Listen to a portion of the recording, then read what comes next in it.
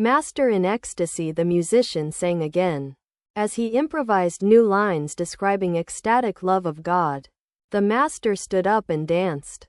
He himself improvised lines and sang them with outstretched arms. Soon he went into samadhi and sat down, with his head resting on the bolster in front of him. The musician was also carried away with emotion and sang new songs. Sri Ramakrishna again stood up and began to dance. The devotees could not control themselves. They too danced with the master. While dancing, Sri Ramakrishna every now and then went into deep samadhi. When he was in the deepest samadhi, he could not utter a word and his whole body remained transfixed. The devotees danced encircling him. After a while, regaining partial consciousness, he danced with the strength of a lion, intoxicated with ecstatic love, but even then he could not utter a word.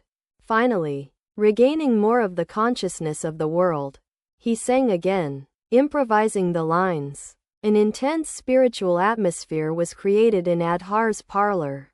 At the sound of the loud music, a large crowd had gathered in the street. Sri Ramakrishna danced a long time in the company of the devotees. When he resumed his seat, still tinged with the lingering glow of divine fervor, he asked Narendra to sing, "O Mother, make me mad with thy love." Narendra sang, "O Mother, make me mad with thy love. What need have I of knowledge or reason, Master? And that one, upon the sea of blissful awareness." Narendra sang, "Upon the sea of blissful awareness waves of ecstatic love arise. Rapture divine, play of God's bliss. Oh, how enthralling, Master. And that one too, in wisdom's firmament. Perhaps it is too long. Do you think so? All right, sing it slowly." Narendra sang, "In wisdom's firmament the moon of love is rising full, and love's flood tide, in surging waves, is flowing everywhere. O Lord, how full of bliss thou art. Victory unto thee, Master. And won't you sing that one, the wine of heavenly bliss?" Narendra sang, "Be drunk, O mind, be drunk with the wine of heavenly bliss. Roll on the ground and weep, chanting Hari's sweet name. Fill the arching heavens with your deep lion roar, singing Hari's sweet name, with both your arms upraised. Dance in the name of Hari and give his name to all. Swim by day and by night in the B1ISS of Hari's love. Slay desire with his name, and blessed be your life." The master improvised, "Be drunk with prema and weep, chanting Hari's sweet name, and be mad with divine fervor and weep, chanting his name." Sri Ramakrishna and the devotees rested a while. Narendra said to the master in a low voice, "Will you kindly sing that one?" "Master, my voice has become a little hoarse." After a few minutes he asked Narendra, "Which one?" Narendra, "Gaur, whose beauty delights the world." Sri Ramakrishna sang, describing the beauty of Sri Chaitanya, who has brought Gaur to Nadia Gaur, whose beauty delights the world. His face, covered with ringlets of hair, shines like lightning against a dark cloud. Again he sang, this time about the grief of a gopi at her separation from Sri Krishna. "I have not found my Krishna. O friend, how cheerless my home without him. Ah, if Krishna could only be the hair upon my head, carefully I should braid it then, and deck it with bakul flowers. Carefully I should fashion the braids out of my Krishna hair. Krishna is black, and black is my hair. Black would be one with black. Ah, if Krishna could only be the ring I wear in my nose. Always from my nose he would hang, and my two lips could touch him. But it can never be. Alas, why should I idly dream?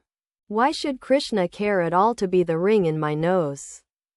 Ah, if Krishna could only be the bracelets on my arms. Always he would cling to my wrists, and proudly I should walk, shaking my bracelets to make them sound, shaking my arms to show them. Down the king's highway I should walk, wearing my Krishna bracelets." The music was over. The master began to talk with the devotees. Master. Smiling. Hazra danced. Narendra. Yes. A little. Master. A little? Narendra. Yes. His belly danced too. Quote. All laugh. Pundit Shashadar's host had been thinking of inviting the master for dinner. Master. I have heard that his host is not an honest man. He is immoral. Narendra. That is why you didn't drink the water he touched. It happened the first day you met Shashadhar at his house. How did you come to know he was immoral? Master. Smiling. Hazra knows of another instance. It happened at Sahor in Raide's house. Hazra. The man was a Vaishnava. He came with me to see you. Meaning Sri Ramakrishna. As soon as he sat in front of you, you turned your back on him. Master. We learnt later that he led an immoral life. To Narendra. You used to say, at first, that these were all hallucinations. Narendra. How was I to know? Now I see that you are always right. Adhar had prepared a feast for the master and the devotees. And now he invited them to the meal. The master said to the Mukherjee brothers. What? Won't you eat? They said humbly. Please excuse us. Master. But why? You are doing everything else. Why this hesitation only about eating the meal? Adhar was a low-caste Hindu. Therefore some of the master's Brahmin devotees hesitated to eat at his house. They came to their senses at last when they saw Sri Ramakrishna himself eating. It was about 9 o'clock. The master was resting in the drawing room with the devotees. He would soon leave for Dakshineswar. The Mukherjee brothers had arranged with a singer of kirtan to entertain the master the following day. Ram was taking singing lessons from this musician. Sri Ramakrishna asked Narendra to come to Dakshineswar to hear the kirtan. Master. To Narendra. Come tomorrow. Won't you? Narendra. I shall try. Sir. Master. You can bathe there and also take your meal. Pointing to M. He may dine there too. To M. Are you quite well now? I hope you are not on a diet. M. No. Sir. I shall come. Nitya Gopal was living at Vrindavan. Chunalal had returned from Vrindavan only a few days before, and the master inquired about Nitya Gopal. As Sri Ramakrishna was about to leave, M. saluted him, touching the master's feet with his forehead. The master said to him tenderly, Then I shall see you tomorrow. Narendra. Bhavanath. Please come tomorrow. Then with several devotees he set out for Dakshineswar. The other devotees returned home in the moonlit night, cherishing in their hearts the master's ecstatic music and dancing.